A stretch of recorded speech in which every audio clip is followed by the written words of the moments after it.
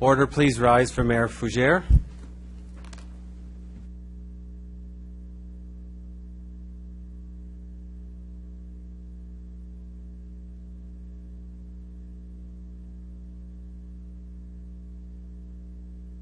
Good evening, everybody. Please be seated.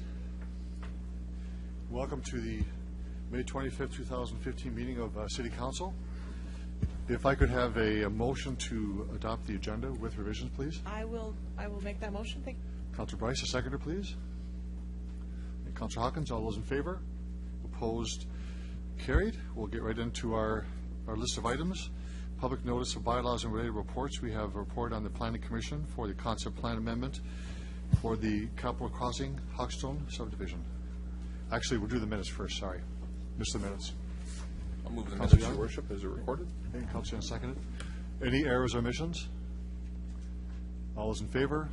Opposed? Carried. Now we'll go to Planning Commission. Councilor Donald. Thanks very much. This is a zoning bylaw and concept plan amendment, 1201 North Pasca Street.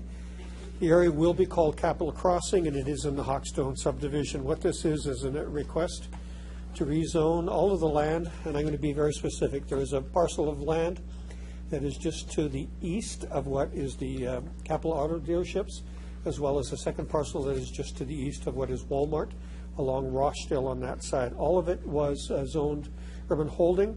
Some of it will be rezoned, as you notice in here. The request is to MAC, major arterial commercial, to Main Street commercial, to residential multi-housing, and of course to some public service. This will allow flexibility of service in the area. This was the original intent in this area, and the Planning Commission would be looking for concurrence on this, please. The seconder, please. Councilor Young. Any comments or questions on the report? All those in favor? Opposed? Carried. Next report is an application for road closure on Akola Avenue near Victoria Avenue.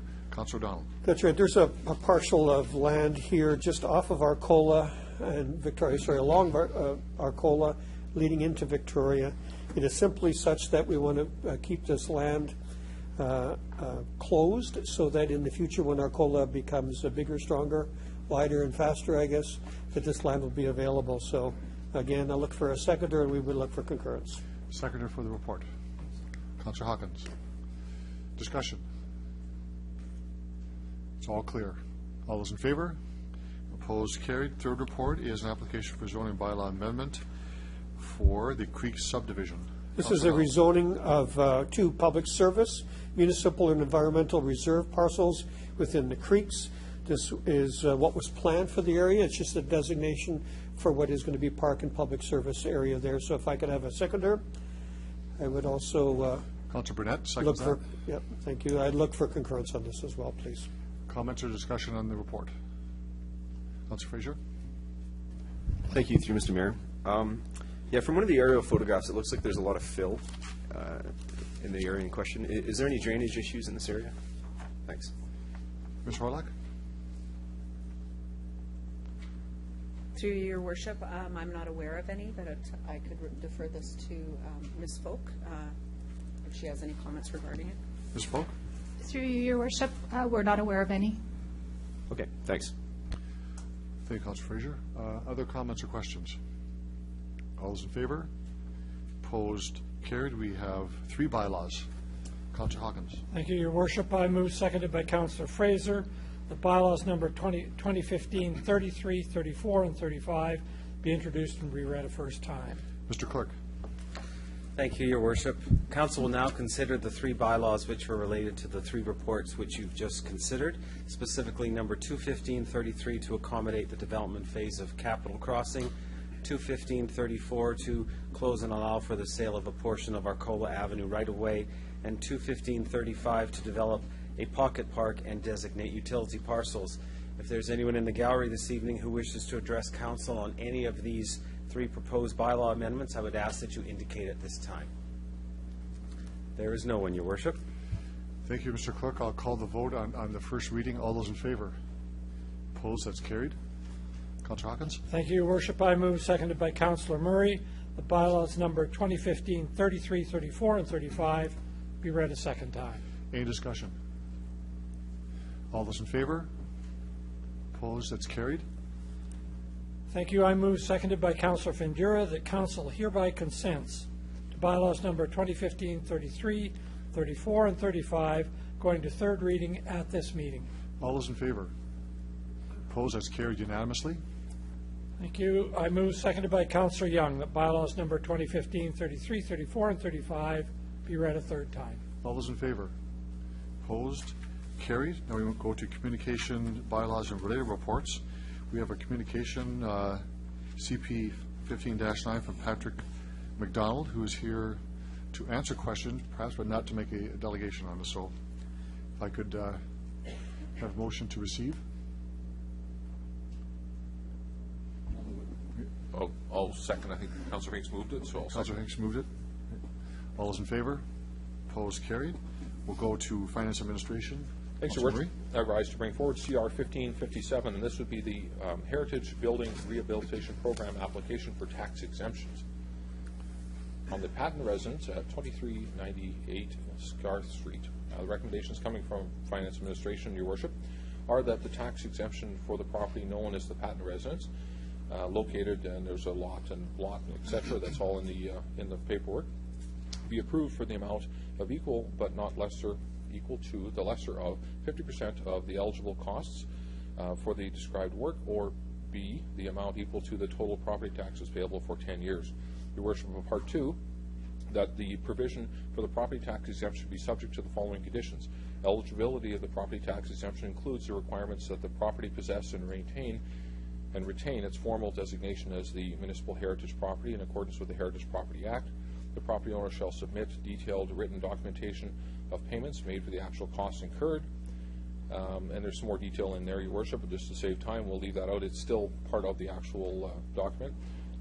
And of Part C to that, Part 2, the work to be completed and the invoices submitted by September 30th of each year for the eligible, for the exemption for the property, up to 50% for the cost of the work, approved work. Your Worship, there's a Part 3 that the City Solicitor be instructed to prepare the necessary agreements and authorizing the bylaw and the property tax exemption detailed within the report. And last, Your Worship, not least, number 4, that the Executive Director of Planning and Development or his designate, his or her designate, be authorized to approve the heritage alteration permit for the conservation work to be done on the foundation of the building. The window pane replacement in accordance with the conservation plan, which is in Appendix D. Your Worship, it's a little bit long and wordy, but obviously all the material's there, and from Finance Administration, we recommend those requirements. Thanks, Your Worship. Thank you, Councillor Murray. Is there a seconder for the report, please? Councillor Fraser. Discussion on this report. Councillor Fraser. Thank you, through Mr. Mayor. So just a couple questions here. So recently, City Council amended the extent of this exemption for up to 10 years across the whole city. Is that correct? Ms. Harlock? Through Your Worship, that's correct for heritage buildings. Okay. And just for clarification, can you explain if somebody had accessed the grant before these changes, would they be able to access it again, or to fill the gap? You know, if they had a 5-year exemption in the past, could they now apply for another 5-year exemption? Ms. Harlock? Through you, Your Worship, I'll defer that to Ms. Folk. Ms. Folk? Through you, Your Worship, yes, you can apply, and they're evaluated on a case-by-case basis.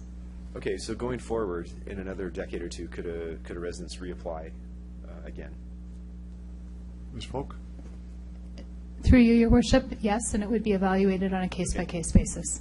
Okay, thanks for that. We spoke a little bit about this at Finance and Admin, but how do we gauge, I understand we have sort of a matrix to determine if a building qualifies or not, and how do we gauge if, like, how long the asset will be around? You know, obviously, like, investing in some buildings, you know, we might lose 10 years of taxes and they might only be around for 10 years. We might have other buildings that we lose 10-year taxes and they'll be around for another century. Is that part of the equation right now? Thanks. Ms. Folk? Through you, Your Worship, there is a requirement to provide a conservation plan with the application, which is assessed hand in hand. Okay, thanks for that. Thank you, Councillor Fraser. Other speakers, questions or comments? I'll call the question. All those in favor? Opposed? That's carried. City Manager's report on the amendments to the Regina Traffic Bylaw. If I could have a mover and introduce that, please. Councillor O'Donnell. Second, Your Worship. Seconder? Okay. Councillor Murray. Councillor O'Donnell, you want to speak to it? I will if I could, please. I have a few questions on this. So I'll maybe start with just a basic question. Can I ask why this report came forward? Ms. Gizmo? Through you, Your Worship, this report is in front of you to correct some omissions in the previous schedules of the bylaw that was brought to the last council meeting. Councilor O'Donnell? So I'll carry on this, and I'll ask some maybe very specific questions. So, one, are we specifically talking about Dudney Avenue, or is this extend beyond Dudney Avenue? Ms. Gizmo? Through Your Worship, these changes are still related to Dudney Avenue. What was omitted was some of the extension beyond Courtney Street, continuation of Dudney Avenue, which made it appear like there was no access to, for example, the GTH or to further west of the city, where the city boundaries had been extended. Thanks. So prior to the discussion at the last council meeting, was there truck traffic on Dudney Avenue? There's still truck traffic on Dudney Avenue, and this is due to the implementation of the changes. As described at the council meeting last time, is we were going to do some engagement with the groups that would be impacted by the change. We would start with some variable message signage, which has been installed and is in place right now, and then permanent signage would be put up, at which time enforcement would start. The intent is that it would gradually reduce the amount of truck traffic on Dudney Avenue. Thanks very much. So if I could look to the future, and I don't want to just talk about Dudney Avenue, but we use it as the example. Well, is it possible that if you have a school on that street or you have a business operating, that you could in fact have a semi delivering Pepsi-Cola or Coke products, that you could have a semi going down the street that's going to a service station to refuel? Is that possible on the street? Ms. Gizmo? Through Your Worship, the intent of truck routes are to provide a kind of a primary route for trucks to pass through our cities. However, it's not intended to impede commerce or business in local areas. So trucks are allowed to, and permitted to travel to areas that are not designated as truck routes for the purpose of conducting business. And I think the issue, if I would go back to being a little bit on the specific side, was some very heavy haul traffic that was going outside of our city or bringing materials through the city. So are the routes that we discussed at the last council meeting still the routes for those trucks? Ms. Gizmo? Through Your Worship, yes, as discussed at last council, the routes are as discussed. Okay. That's the end of my question. I'll just make a comment. It would, again, I think consistent. I think there's a change in definition so that is what is in our legislation and what other people are using will be consistent. I think the residents along Dudney Avenue right away, the day after council last time, noticed a change in truck traffic the day after. And so when trucks continued down, they, of course, asked questions both to staff, and, of course, I felt a few questions as well. There are temporary signs up right now. There will be permanent signs up.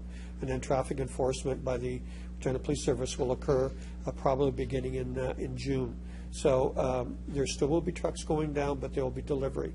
The trucks that are interstate highway ones will not be using Dudney. That was the intent of the bylaw, and I would certainly seek support on this. Thank you, Councilor O'Donnell. Are there other questions? Councilor Findura. Thank you, Worship, through you. Question is about trucks using GPS. And I know that we have some issues where truck companies or even the trucker themselves set the course and they go. They don't pay attention.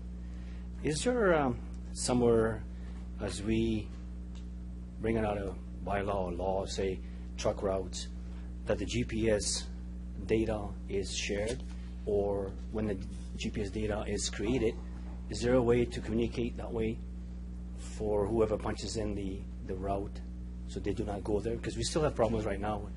They punch in the GPS and they continue. They ignore the signs and they go. To Your Worship. Ms. Gizmo? Through Your Worship, I'm not sure I'll have a complete answer to that question. I'm not familiar enough with the technology that the trucking industry would use to dispatch their vehicles. I do know that we are working with the Trucking Association to advise them of the change, and that we can educate them on the routes that are through the city. We're also working with the Ministry of Highways, and they have a permitting process as well that will help advise where trucks are permittable and are not within the city boundaries. Okay, then just a comment, Your Worship. The reason I'm asking this question or making this comment is because the Winnipeg Bridge off of 8th Avenue, even though we have signs all over the place and very well marked yellow signs, and there's always a semi-jammed underneath that bridge. So my question is, if there's some other way of technical knowledges with GPSs of communication that, because I can see the trucker just ignoring it because it's closest route to delivery. So that was just the comment is that if we can look into something like that, there's something possible to make our jobs a little easier, Your Worship. Just a comment. Thank you for that. Councilor Bryce. Thank you. I'm just wondering, have we heard any feedback from the trucking industry so far? Ms. Gizmo?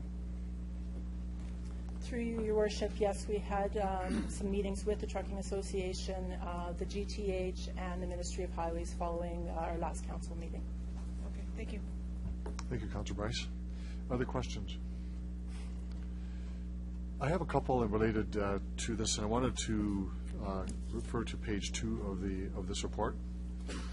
And it's just the terminology used that commercial vehicles will be exempt from this restriction provided they're doing business within the city. So these would be, so that I'm clear, these are delivery vehicles that conduct business within the city limits. They may come into the city to deliver, but they're not the large hauling trucks that have been the bane of Dewdney Avenue. These are the long haul vehicles that will be not allowed. Is that correct? The reason I ask the question is because on the front of the report, the Trucking Association has concerns with about what constitutes a long-haul combination vehicle. I think they would know what those are by now. Ms. Gizmo? Your Worship, we have some challenges between our description of the vehicle configurations and what the Ministry of Highways is using for their description of the vehicles. What we're doing is working with them collectively to get some consistency in that. A vehicle such as a moving van can be quite large and a large semi, but they would be permitted to come into locations, obviously, for the purpose of doing the business of making moves. The vehicles that are passing through through the city as a shortcut or to a destination that's outside city limits, our preference would be that they don't use that, use Dewdney, but use roads like the Ring Road or Louvain that are more designed for capacity and structure to support those types of loads and not to bring those types of vehicles into our residential areas. I see. So as long as we're all clear, that would be important when this is enacted, that the Trucking Association, the GTH, the Regina Police Service are all clear as to what constitutes legal and illegal transportation of goods on a truck route. That's the plan? Ms. Gizmo? Yes, through you, Your Worship, we're working with all those agencies, and it's difficult sometimes to tell the destination of a vehicle when they're passing through the area, and there will be times when they may get stopped by our enforcement, but if their waybill shows their destination is within the city limits and they're there to conduct business, they won't be ticketed. If they have a waybill that's taking them, they're just passing through the city on road to, say, the GTH, and then they don't have business in that area, those will be the vehicles that will be ticketed. Thank you for that. Other speakers on the report? I'll call the question. All those in favor? Opposed? Carried. Bylaws on the two reports we just looked at? Thank you, Your Worship. I move, seconded by Councillor Bryce, the bylaw 2015-36 and 37 be introduced and read a first time. All those in favor? Opposed? That's carried. Councillor Hawkins? Thank you. I move, seconded by Councillor Burnett, the bylaw number 2015-36 and 32 be read a second time. Any discussion on the bylaws? All those in favor? Opposed? Carried. Thank you. I move, seconded by Councillor Flagel, that Council hereby consents to bylaws number 2015-36 and 37 going to a third reading at this meeting. All those in favor? Opposed? That's carried unanimously. Thank you. I move, seconded by Councillor O'Donnell, that bylaws number 2015-36 and 37 be read a third time. All those in favor? Opposed? That's carried. Thank you, Councillor Hawkins. We have a delegation, and the next item here is Amanda Lewis, DE 13-39. If you could come forward and tell us who you represent. You have 5 minutes for your presentation, and there may be questions afterwards.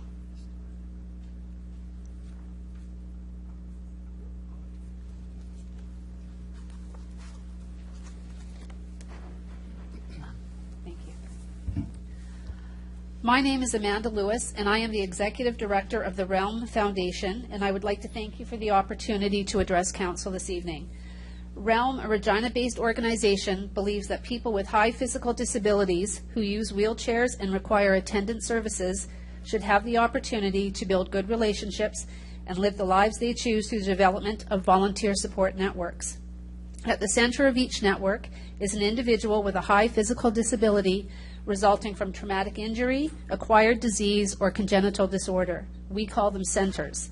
Successful network development is a 3 to 4 year cycle. At the end of that cycle, a center and network should be strong enough to function on its own without support from Realm and be fully accountable for its own success. Realm is unique in our approach. There is currently no other organization in Canada, whose vision is that every person with a high physical disability is supported by a volunteer network and is accountable for their own success.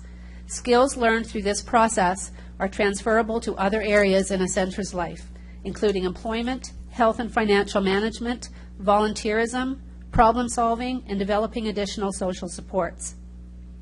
Realm provides training to the centers and network facilitators to develop the skills needed in order to build and manage a successful network.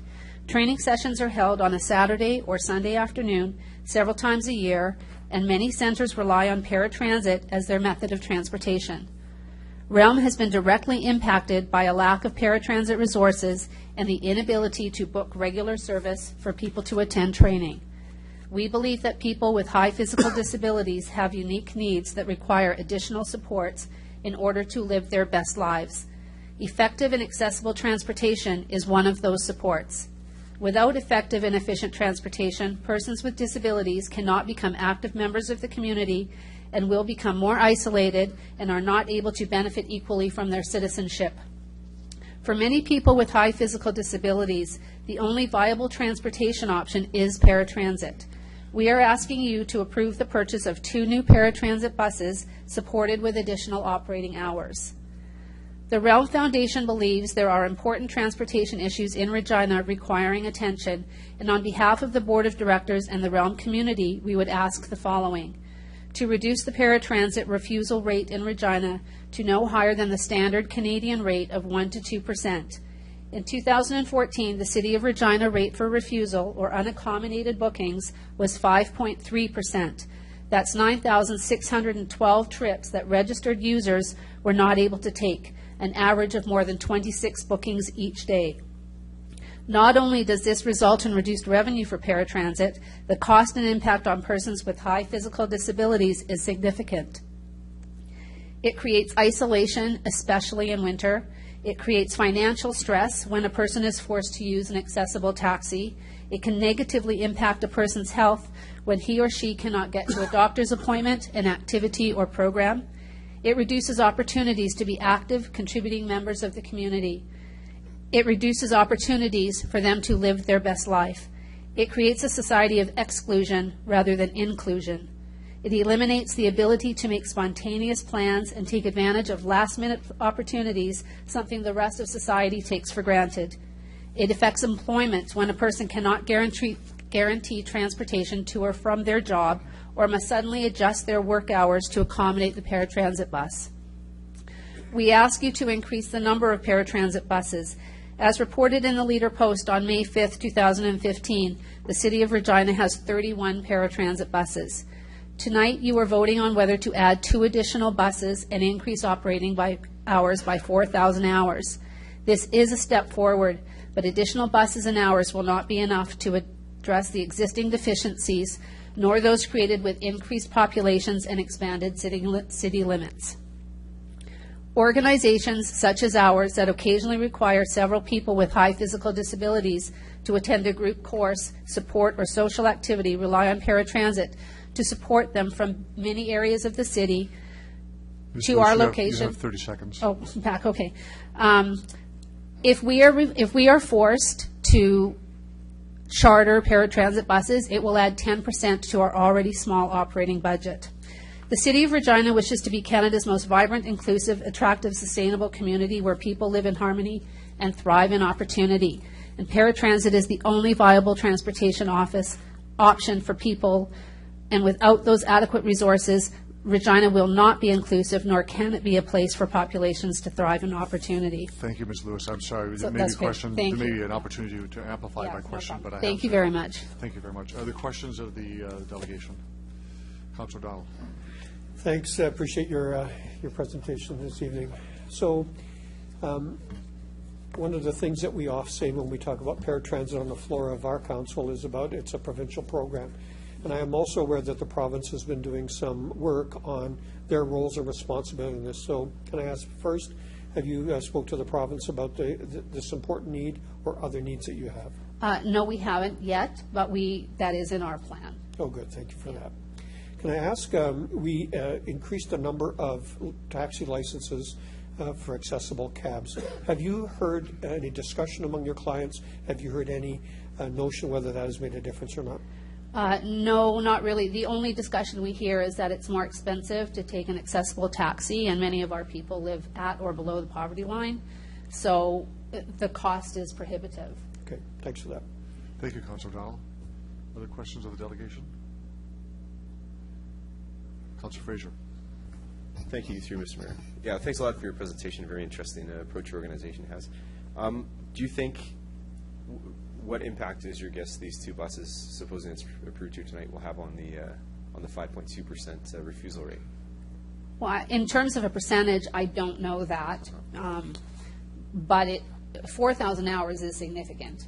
So, Sure. I probably, without having real numbers to back it up, my guess is that it would reduce it by less than half, but it would certainly make a difference, and especially in the peak hours of Monday to Friday and on weekends where it's reduced service already. Okay. Councilor Donald mentioned the province, but apparently there's a disability strategy happening right now. Is your organization aware of that strategy? Yes, and we have put together, we went to the meetings, we put in a proposal for the strategy of what we would like to see. Are you optimistic about that strategy coming up with some real changes? I'm not sure. Okay. Okay. It's not the first strategy that's happened over the last few years, so. Sure. Okay. We're And hopeful. just finally, if you have anything else to add. No, I just would appreciate any extra resources for paratransit. Okay. Thanks for that. Thank you, Councilor Fraser. Other questions? If there are none, you can return to the gallery. Thank you very much Thank you. for your presentation. Councilor Murray. Thanks very much, Your Worship. I rise to bring forward CR 1558, and this is in regards to the addition of 2 paratransit buses. Recommendations coming from the Finance Administration Committee from May 5th, Your Worship, is that Transit Administration be authorized to purchase 2 additional paratransit buses from the capital budget. Your Worship, if we can have a seconder. Second of that, please. Holy moly, they're all jumping up to second. Obviously, it's important and relevant. Thanks, Your Worship. There was quite a bit of discussion, and really buying buses is one piece of it, but it's the overall cost, and there's also the administration of having those 2 buses. It's adding the drivers, it's adding the time, adding the fuel, the insurance, and the maintenance, and everything else. So the actual costs are significant, but they're even more significant. And at the end of the day, Your Worship, whenever we provide money from one organization or another, we have to, first of all, take it from our taxpayers. That's the route that we have to go. Municipal taxing authorities only have one place really to get money. So we have to take money from one group, our taxpayers, in order to provide it to another group. Your Worship, it's not the same as if you're the province, as an example. People buy things, they work, they pay taxes. Those taxes go into general revenue. So it's the hope that we would also have some additional support from the province to make this happen. But, Your Worship, those are the recommendations coming from the Finance Administration Committee. So, thanks. Thank you, Councilor Murray. We do have speakers. Councilor Fundura. Thank you, Worship. If I may, I'm just going to make a comment. Go ahead. To Your Worship, I'm excited. Just meeting with the Accessibility Advisory Committee. Committee supports the 2 buses, and of course supports ongoing support to paratransit and transit. And we've been doing a good job. And don't forget as well, the Human Rights Commission supports this. We are ahead of the curve. We are not being forced to do something. So I'm pleased with that, because we are not being chased with a stick that we must do something. That shows a lot of confidence what we do here, and I appreciate that. So I stand here and in support of the 2 buses, and give a notice to the future. We must continue as the population ages. Not necessarily must have you are born with some kind of issue, but anytime any one of us could cause ourselves harm, and we end up in a wheelchair or end up mobility issues. So it's a good day, I would say. We've talked about this for a while. We've brought ourselves to low flow buses, and we have a good record on that. So this would help. It's not a fix, but I'm looking forward to making these fixes as we go along and trying to get ahead of it. Are we going to be 100%? It might take a little bit of money, but I'm comfortable that refusal is going to go down a little bit.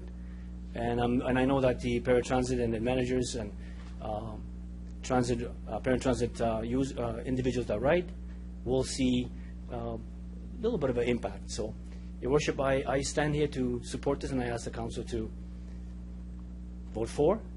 It's a good day. Thank you. Thank you, Councillor Findera. Other speakers to the report?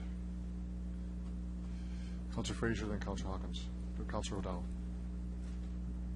Okay, thank you, through Mr. Mayor. First off, thank you so much for your eloquent presentation.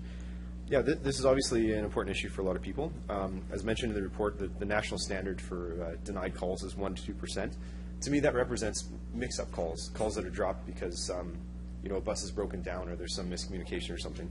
In Regina, we have a refusal rate of 5.2%. This is actually a structural deficit. It represents about 26 denied calls a day. And that's just the people that call. We can imagine the amount of people that eventually just give up. They're frustrated. They know they're not going to get a ride that they need, so they just don't call. So I imagine that we could extrapolate this number to something much bigger, people that are denied access right now. So it's something we need to move on. I'm sure there's nothing more frustrating than when governments point the finger at each other. But I think it is important for us to remember that when this program was started, the understanding apparently was that it would be 50-50 a funding arrangement between the province and the city. I think in this case, the city is stepping up to make some small step forward. In the year 2000, that's as far back as our records go, 46% of funding was through the province. And in 2015, 26% of the operating funding is going to be from the province. So we can see this is a perfect example of the province talking a big talk about disabilities being an important issue to them, and then kind of dropping the ball when it actually comes to putting their money where their mouth is. So I encourage council to support this motion. I think this is an example of the city stepping up to do the right thing for our citizens. The fix ultimately isn't going to come until the province does the same thing. So thanks. Thank you very much, Councillor Fraser. Councillor O'Donnell.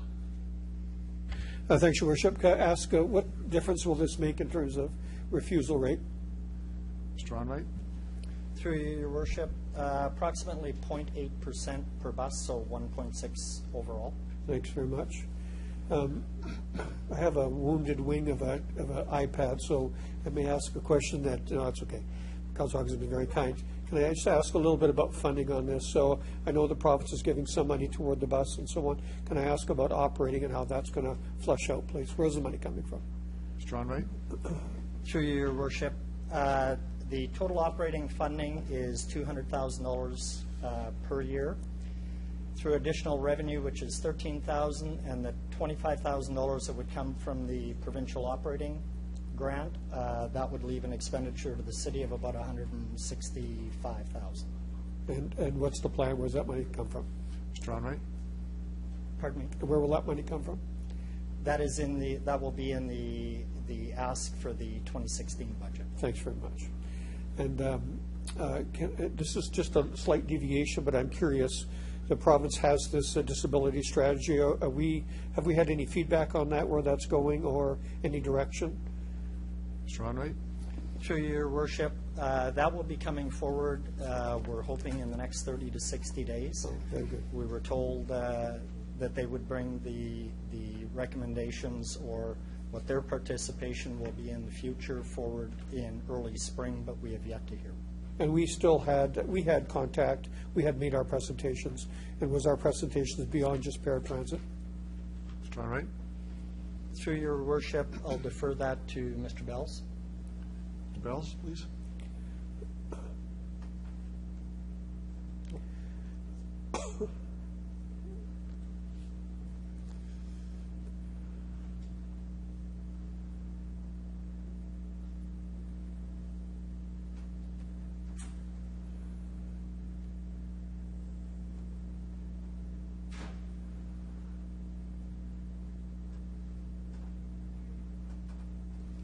Through you, Your Worship, the disability strategy and the recommendations that have come forth are to encompass both conventional transit and paratransit services, as well as other transportation services such as taxis, and not just focusing on cities, but also rural transportation options for persons with disabilities as well. Good, I appreciate that. And the other question was, I had asked the delegation about accessible cabs, if it made any difference. Do we have any data on that that you're aware of? Has it made any difference? I know reference was made to more cabs. Mr. Onright? Through Your Worship, I'll defer that to Ms. Griffin. Ms. Griffin, please. Through you, Your Worship. Taxis aren't really within my portfolio, but certainly the feedback that we heard through the Accessibility Advisory Committee and others within the disability community, that the accessible taxi cabs are being well received, and a report that was brought forward did show that there has been an increased use of the accessible taxis over the last couple of months with the limited data that they've received. In addition, paratransit has started to use accessible taxis to provide some of our unaccommodated trips, and so we're very excited about using that as an option for us in the future because it won't require capital investment. That was a great answer. I appreciate that information. Thanks very much. I think this is something that is very easily supported. My hand will be up. Thank you, Councillor Dowell. Councillor Bryce. Thank you. I just want us to take a second and imagine what it's like to have to plan everything far in advance in order to get a ride somewhere. Can you imagine wanting to go down to the park and spend an afternoon in the park, but there's no ride for you to go, or go for an ice cream at Milky Way or wherever, and there's no way to get down there? So anything we can do to make people's lives better, I think that's part of our role here. So I think we need to stand up and say, yes, we want to do that. I also think we need to make sure that we have a plan. So I'm going to ask, what's the plan for the future for paratransit to get that unaccommodated number down? Mr. Onright? Through you, Your Worship, we currently are getting close to implementation of an IVR system. That will be implemented in Maybe IVR, you should tell everybody what that means. Interactive voice response. Yep. Mr. Onright? Through Your Worship, interactive voice response. That will assist in reducing the refusal rate also. It'll make the system more efficient. We also have recommended that the 8 additional paratransit taxis or accessible taxis come forward sooner than later, so we will be preparing a report to ask for those to come forward in the fall, 8 additional. That's it. Okay, thank you. Mr. Bryce? I think that we're moving in the right direction. It would be nice to get there sooner rather than later, but we're at least taking steps in the right direction. Thank you. Thank you, Councillor Bryce. Other speakers on the report? Councillor Hawkins, if you could just take my seat for a moment, please.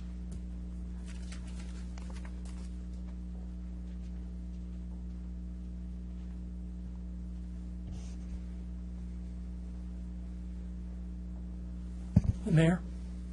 Thank you, Mr. Deputy Mayor. Just a quick comment. I want to start by thanking Ms. Lewis for her commentary and her perspective on this. Councillor Bryce got to a point I wanted to speak about, and I wanted to drill down a bit about this notion of refusal rates and where we're at. Now, there's no disputing our refusal rate is higher than the national average. But I'd ask the administration through you, Mr. Chair, to explain exactly how the software works, what is intentions to do, and do we have any notion of by how much it could or should reduce the refusal rate? Through the chair, I'll defer that to Ms. Griffin.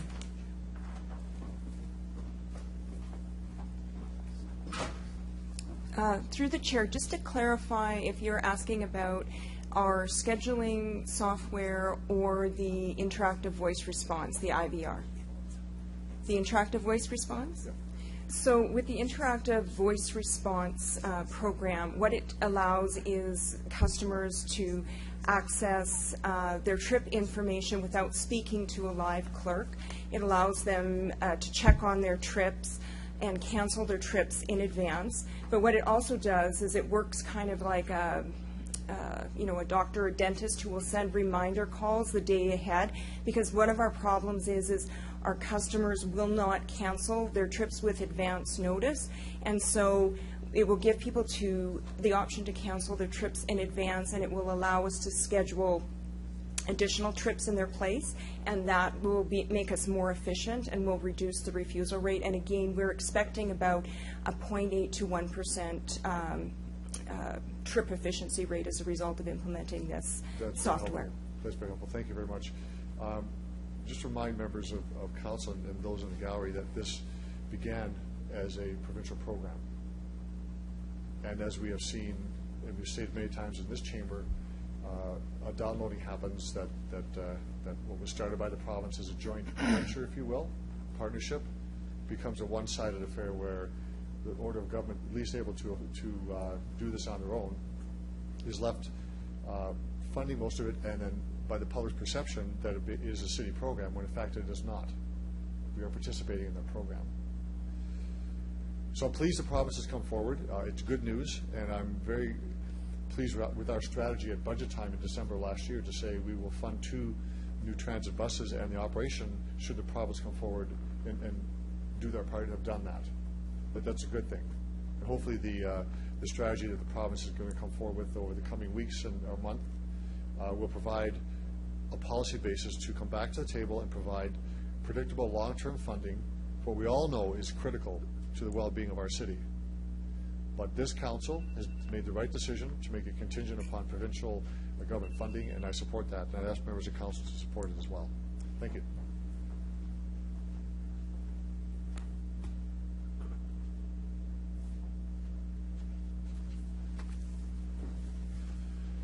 Other speakers? Councilor Murray to close debate. I think plenty has been said here. I mean, at the end of the day, we around this horseshoe in this city, in this community, and of course in this building, want to see the very best for those that are challenged every day by mobility. We want to ensure that they have the opportunity to get to those places they need to go, but we also have to balance all of that as well with how can we pay for it. That's why it's so important that we have that relationship with the province, why we need to have them at the table. And so that's all I have to say, Your Worship. Thank you. Thank you for that. There's no other speakers. Councilor Murray closing debate. I'll call the question. All those in favor? Opposed? Carried. We'll move on to executive committee reports, and we do have, as you will see, a communication from Olive Waller, Zink and Waller for delegation to answer questions if need be, but not to be a delegation. So I have a motion to receive that communication. So moved. Councilor Hawkins, seconder. Okay. All those in favor? Opposed? Carried. Councilor Hawkins, please. Thank you very much, Your Worship. On behalf of the Executive Committee, I rise to move CR 1559, recommendation that 1, that the Municipal Services and Compatibility Agreement between the City of Regina and the Nekanit First Nation in the form appended as Schedule A to this report be approved. 2, that the City Solicitor be instructed to bring forth the necessary bylaw authorizing execution of the agreement. And 3, that the Mayor and City Clerk be authorized to execute the agreement on behalf of the City of Regina. I just have several comments to make in bringing this. I'll get a seconder for that, then we can do it. Councilor O'Donnell, go right ahead. Thank you very much. Several comments to make in bringing this forward. The first is that this is an application to establish an urban reserve, but that is an application that ultimately is decided by the federal government. As part of this process, the First Nation and the city enter into an agreement, and this is an agreement to achieve that purpose. Under the agreement, the Nekanit First Nation shall be the sole taxing authority for the land in question. The parties to the agreement agree that the city shall provide all normal city services, and here's what really matters.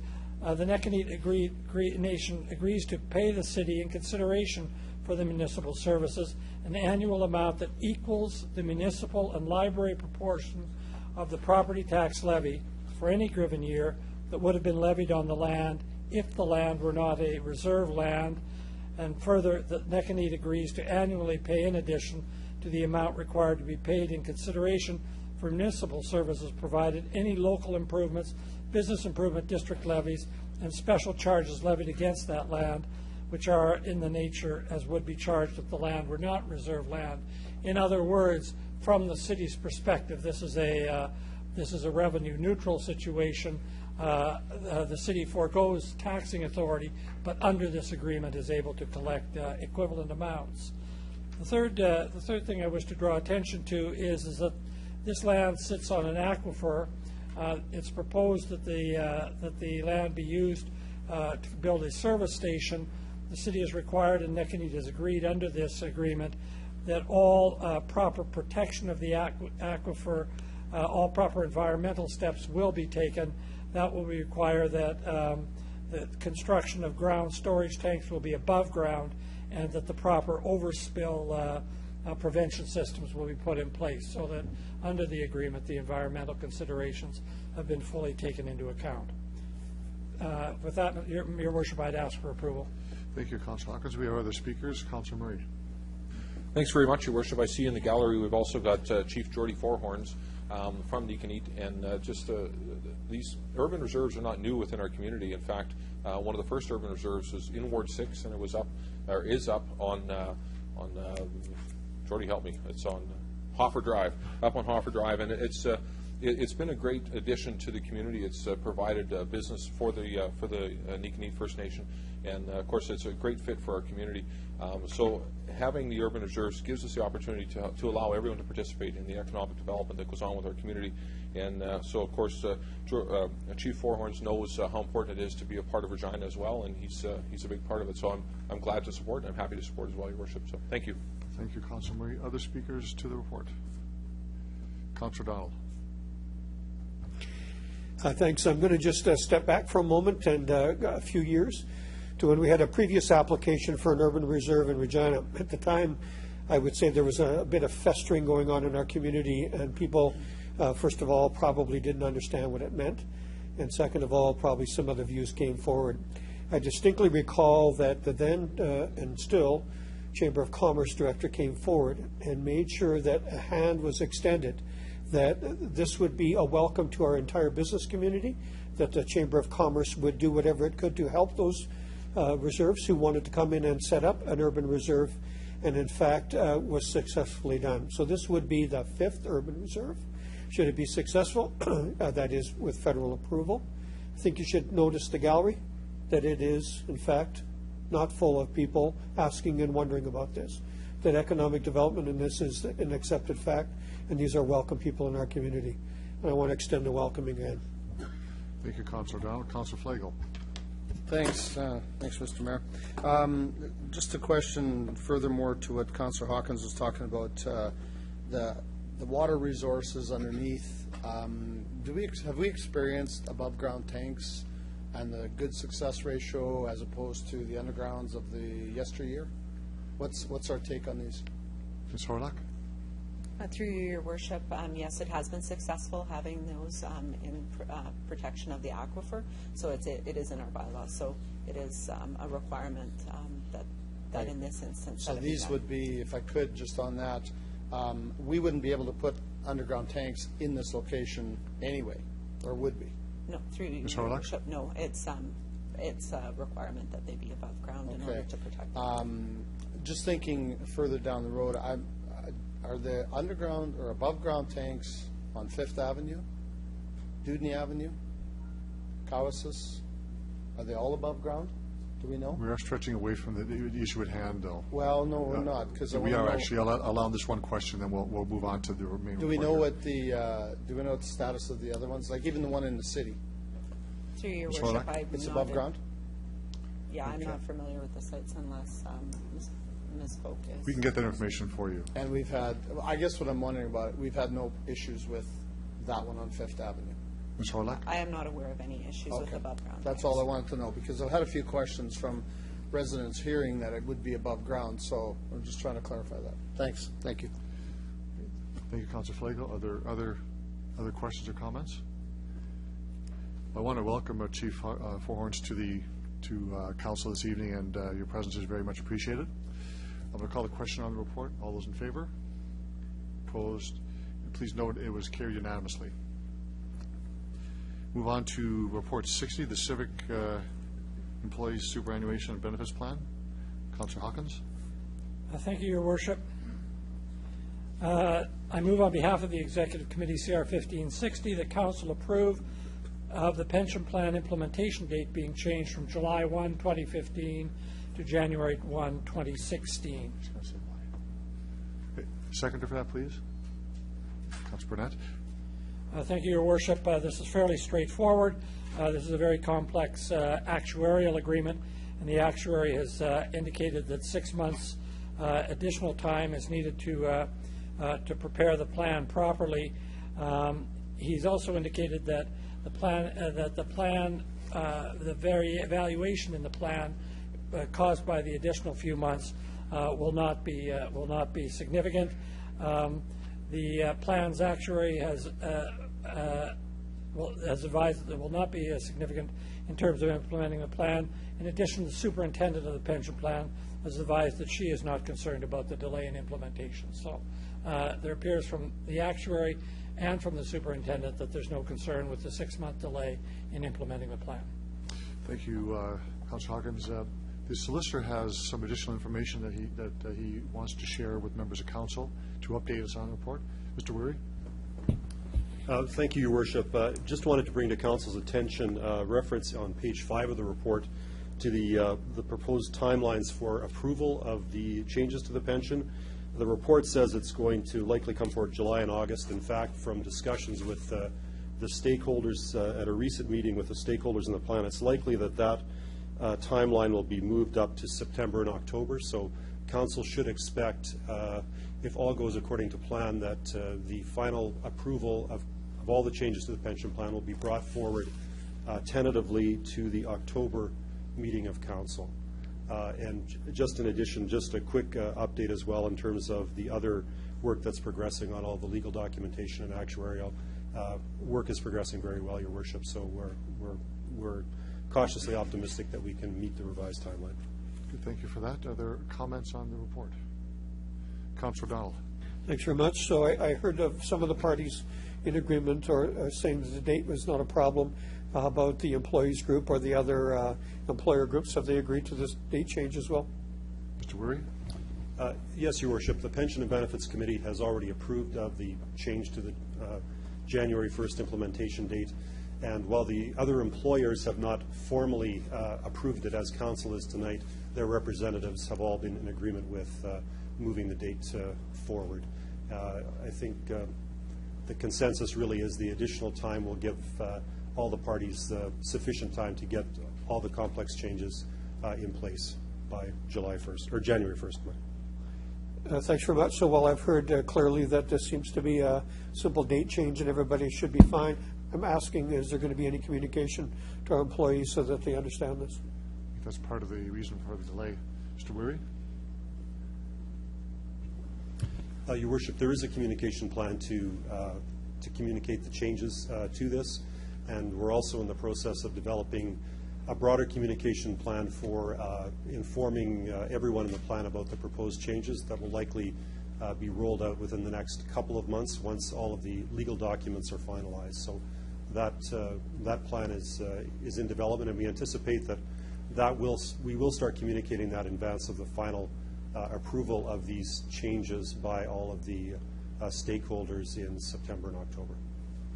Thank you. Thank you, Councilor Donald. Other speakers to the report? I'll call the question. All those in favor? Opposed? That's carried. 2, reports from Planning Commission. Park naming. Councilor Donald. Thank you very much. In fact, we are asking for 2 parks to be named.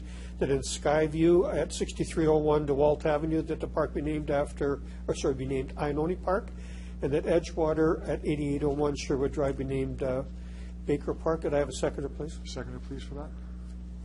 Councilor Hawkins. Just a brief note. The name Iononi means a little bit to a lot in our community. This is the matriarch of the family. If you go down 13th Avenue, you see Iononi Shoes. That was started by her son, Nick. And then Nick served on the Catholic School Board and, of course, had a son who now runs the business, but he also played for the Regina Pats. And as I recall, he was the leading scorer in McGill hockey history. So a family that contributed and continues to contribute. And, of course, Baker Park is named after a gentleman who gave his 40-some years to sports and baseball in our community. They're very good people. Look for concurrence. Thank you, Councilor O'Donnell. Comments or questions on the report? All those in favor? Opposed? That's carried. The last report is CR 1562, the Core Neighborhood Sustainability Action Plan. So Councilor O'Donnell. thank you very much. So we're simply giving you an update of where things have been in this implementation plan that goes back to 2006. You'll note also in the recommendations that you will and Planning Commission will receive a memorandum on a regular basis so that you all know what's going on. I'm not going to speak to the many the things that are happening here, but this is for your information and for the community's information, because this is also posted online so that you can see, in fact, some of the goals have been met. So I'll look for a seconder. Seconder, please, for that. Councilor Fundura. And thanks very much, and just rest assured that this will continue to flow to you. Thank you. Thank you, Councilor O'Donnell. Are the speakers on this? Councilor Fraser? Thank you, Mr. Mayor. Just a quick comment. Having a nice-looking plan is one thing, implementing a plan is another thing. So kudos to the Heritage Community Association that's been on top of moving some of these things forward in recent times. So thanks. Thank you, Councilor Fraser. Other speakers? Call for the question. All those in favor? Opposed? That's carried. Motion to adjourn. Okay. Seconder? Okay. Councilor Young. All those in favor? Opposed? Carried. Thank you very much, everyone. Have a great evening.